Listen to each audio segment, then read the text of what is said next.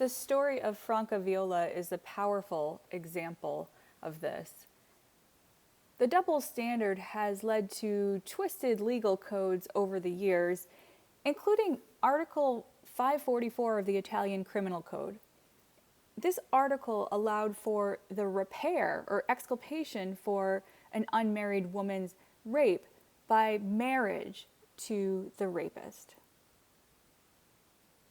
This law changed many women's lives until it was abolished, largely because of a shift in the meaning of honorable behavior that came as a result of the story of Franca Viola, shown here. Viola grew up in Alcamo, Sicily, in a rural community. In 1963, she was engaged at the age of 15 to the nephew of a local mafia member. The engagement was broken off by her father when her fiancé got into trouble and was arrested for theft. Viola became engaged to a new man in 1965, but her former fiancé returned to the picture and began stalking her and threatening her family.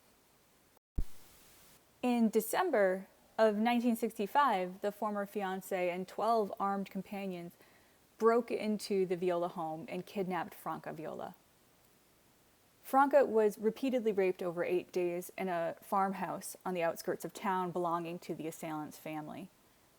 He told her that now she would be forced to marry him so as to not become a dishonored woman. Franca Viola rejected the idea that she lost her honor because of the rapes and that it could be restored or repaired through marriage. This is a photograph of Franca Viola in the police station where she stated that she had no intention of marrying her assailant and that she wanted to sue him for kidnapping and rape. This decision was a big deal in 1966 and got lots of headlines at the time. In fact, it was very consequential, this decision. In a monumental ruling, Viola's assailant was found guilty and sentenced to 11 years in prison, which was appealed down to 10, and 7 of his accomplices got terms. 10 years later, in 1976, he's released from prison and 2 years later banished from the community in Sicily and shot and killed later. It took still 5 more years after this, and Article 544 was ended in 1981. A full 30 years after the crime, in 1996, sexual violence went on the books as a crime against the person instead of against public morality. The cascading effects of this decision by Franca Viola included that she was deemed a heroine for her courageous refusal to marry her rapist. Both the Italian president and the Pope publicly expressed their appreciation of her courage and their solidarity with her and the man she ultimately marries. This upswell of public approval served as a signal that this was an honorable marriage, the marriage that Franca Viola eventually did have. Whereas marriage to pardon a rapist was not. It was dishonorable. This is a story of defiance of honor codes that led to the transformation of a law as a result of one person's story and decision. And that story and that decision, its impact on public opinion about what's honorable. There's been progress in terms of the reduction of honor codes that lead to violence against women. Honor killings do still occur, and they're carried out for a variety of reasons that reinforce gendered honor codes. Assumed sexual or behavioral transgression, adultery, sexual intercourse, or pregnancy outside marriage, and being raped. There are about 5,000 honor killings each year worldwide, according to the World Health Organization. Honor killings are also sometimes used to cover up incest. And in some cases, influential patriarchs have induced children in the family to carry out the murders to escape prosecution themselves. In 2007, this video still shows the stoning of a 17-year-old girl in an honor-related murder that was orchestrated by her family and local people. The prevalence and contributing factors of honor killings are traced by public health organizations, including researchers of femicide, which is the intentional murder of women because they're women, typically that they've defied their traditional role as woman, wife, girlfriend, or daughter. Risk factors for honor killing include a woman being pregnant, prior and recent abuse by the perpetrator, the presence of a child from a previous relationship in the household, and leaving the abusive relationship. Beside these individual level factors, there are institutional factors. So at the societal level, honor killings are more likely when there are limited resources for health or education and few women serving as elected leaders. By contrast, protective factors against honor killings include having a separate house from one's partner, something that is economically impossible in many areas of the world. They also include several factors concerning law and order, the presence of police and the restriction of firearm access, mandating arrest for restraining order violations by perpetrators of intimate partner violence. So how can people change honor norms and honor codes? APA believes it's possible to change harmful honor norms, even in such conditions, through collective shaming. By associating the enactment of violence and harmful honor norms with dishonor and shame, the codes can be reversed. He notes that this requires not just vocal condemnation from those on the inside who have a direct stake in the matter, but also the condemnation of people on the outside who set different standards for justice and the reduction of harm.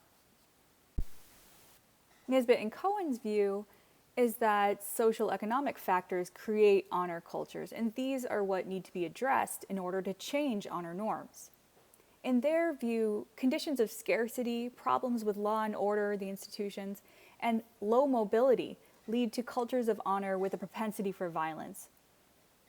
So people interested in changing harmful or violent honor norms ought to intervene on these directly.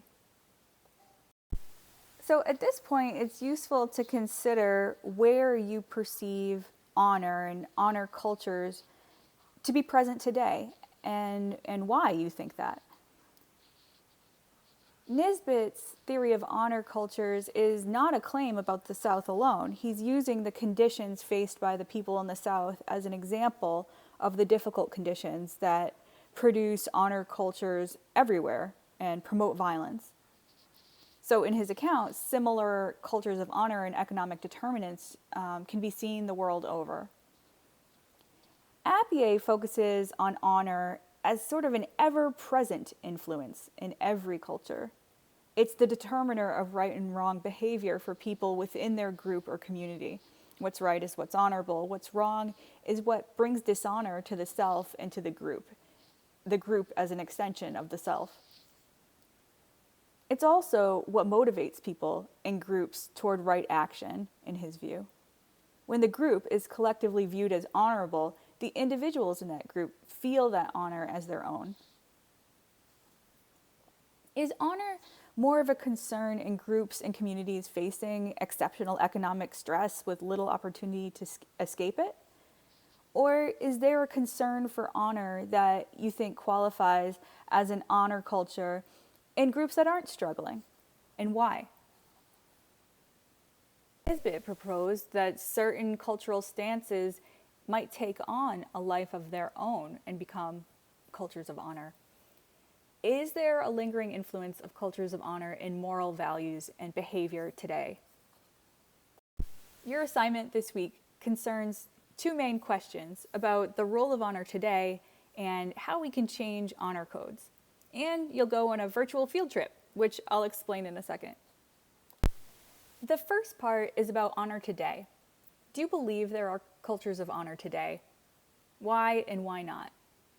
To think about your answer, you might want to consider these sub-questions about what is honor.